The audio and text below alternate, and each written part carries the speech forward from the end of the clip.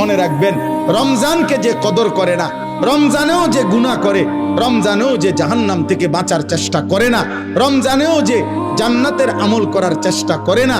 ভাই আমার, ছেলেরা আমার, বাবা আমার, পর্দার আড়ালের মা বোন আমার, সবাইকে এই শেষ কথা বলি। আল্লাহ রসুল বলছে, জিব্রাইল আইসা রমজানের শেষ দিন নবীজিকে আইসা বলে গেছে, ইয়া রাসূলুল্লাহ, এত বড় রমজান পেল, ইফতার, সাহারি, তারাবি, এতেকাফ, শবে কদর, প্রতি ঘন্টা মিনিটে এত মাফ নেওয়ার সুযোগ থাকার পরেও যেই নাফরমান জাহান্নাম থেকে বাঁচার চেষ্টা করে নাই, গুনাহ থেকে আল্লাহর কাছে মাফ নেয় নাই, জান্নাতের জরুর আশা পূর্ণ করতে পারে নাই, আমল করতে পারে নাই, খোদার কসম নবীজি বলছে,